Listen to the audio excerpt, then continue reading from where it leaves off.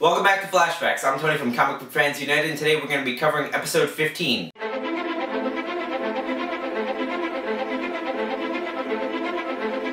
Before we get started, I just want to take a second and make a few clarifications. First, with Linda Park. Now, in the comics, yes, she is a Korean-American character. Yes, I explained that she was Wally West's wife, but there is so much more to it than that. She was a modern-day interpretation of what Iris West could have been. And I always preferred Linda Park, just like I always preferred Wally. But the reasons why I like Linda is because she gets far more involved. Besides just being a reporter, at one point she does quit the news industry to go back into nursing. But I think her best aspect is that she wasn't always a character that stood on the sidelines. She got involved when she needed to. And I think the best example of that is a story called Terminal Velocity, where essentially all of Central City is under attack.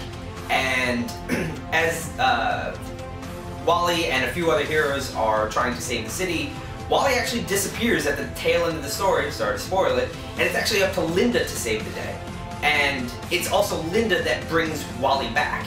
So, again, I feel like I never actually properly explained her too much. But the main reason I have a problem with Linda in the show is not because she's Wally West's wife, but because it's a role that's better suited for Patty Spivot. Patty's actually Barry's first real love interest in the comics, both prior to the New 52 and in the New 52. She's also works as a crime scene investigator. She's also worked with the Central City Police Department, as well as, I believe at times, with the Keystone Police, their neighboring city. I just feel like if you're going to do a love triangle in this series, and you're going to essentially write a character out, or basically put that character on the sidelines for a while, why not have it be Patty? Why Linda? The second real clarification, though, comes from the fact that in the pilot, I said that that villain was Mark Martin, and it's actually Clyde Martin. This episode, though, it's the return of Mark Martin, and he's avenging his brother's death. Now, why I like this character so much more than Clyde is that not just because he's a better actor, but also because this character now has a motivation. And every villain deserves a really good motivation, unless you're the Joker. What I really liked about this episode, though, was that it follows the pattern that all the rogues get a prop assigned to them. Captain Cold has his cold gun, Heatwave has his flamethrower, Pied Piper has his gauntlets, and this episode gives us the weather wand. Now, in the show, it's meant to actually repel his powers. In the comics, though, it's actually what controls them, and it's how he controls the weather completely. Now, I could see that being flipped around in the show, where eventually he might get his hands on it, and maybe he actually uses it to hone in his powers, make them even stronger, but we'll have to wait and see on that one. Now, if you've been keeping up with this series, and I hope you have, because there's 14 other episodes, and I'd really like you to go back and watch them, you know that I really love world building on this series, and this episode is no different. There's a really quiet moment with Harrison Wells and Cisco where they're at Star Labs and they're watching a Buster Keaton movie, and there's a lot of interesting things said in the dialogue, which I'll go into later on. But the key one I want to focus on right now is when Wells asks Cisco about his brother. Now, in the comics, Cisco actually has two brothers. He has a younger brother named Dante, but I think the one that they're focusing on right now is his older brother Armando.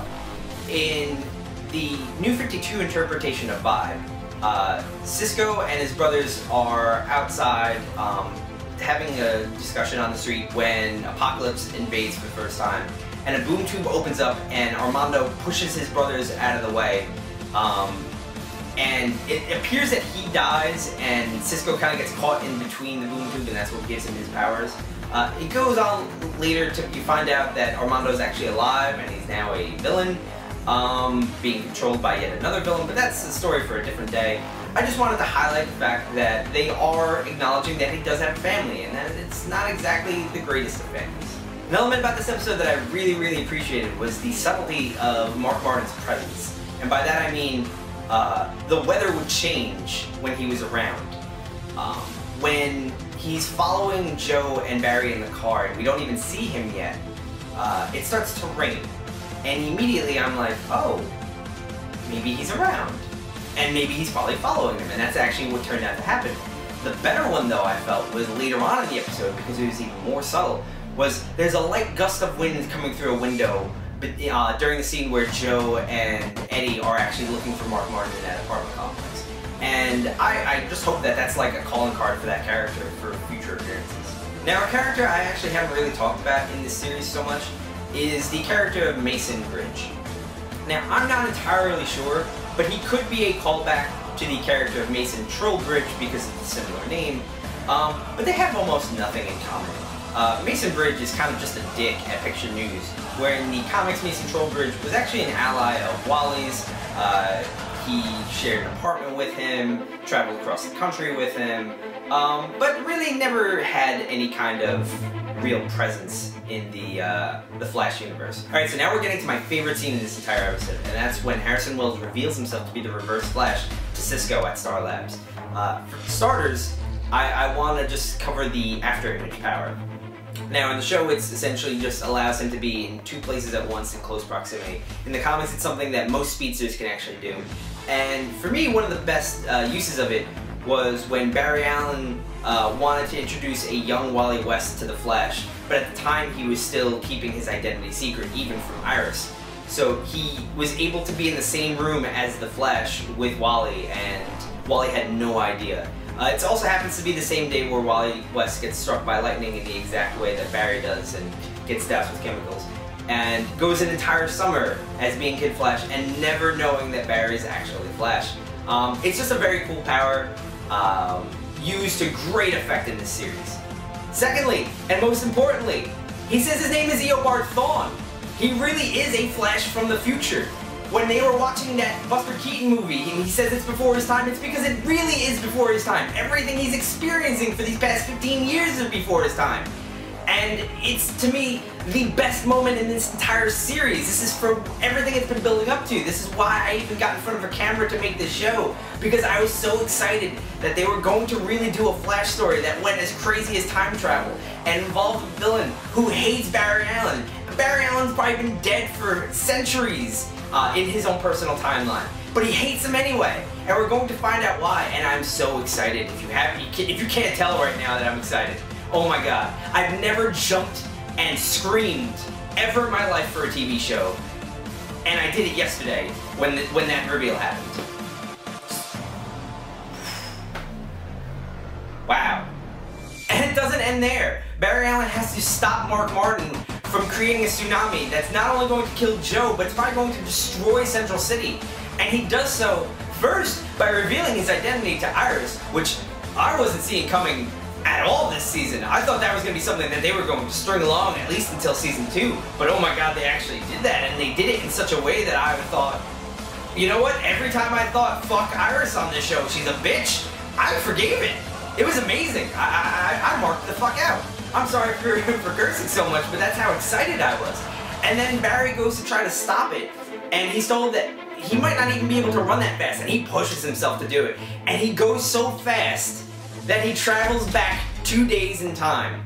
Back to the start of the episode, where he turned to his side and saw himself running alongside himself.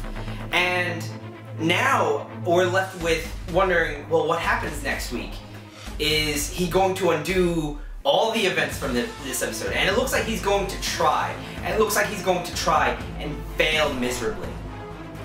And I don't know. I don't know what to expect. I don't know what to expect for the rest of the series. And I love that idea. I love the fact that now I'm going into it mostly blind. I know story elements, I know characters, but I have no idea where they're really going to go with some of this stuff. And that's the most exciting part. Alright guys, that wraps it up for this episode of Flashbacks. As always, if I missed anything, please sound off in the comments below. If you think I'm way too excited for this show, let me know. But I really do think it's the best show on TV today. Please subscribe to our channel. We do have a ton of content on the channel, from Monday podcasts to reviews on Tuesdays, obviously this series. We have a slew of really good episodes coming up every Monday. We've been filming with the guys from Between Two Beards, and they're really great dudes, and I just wanted to plug their stuff because, you know, they're fantastic. They're fantastic with us, they're fantastic on their own.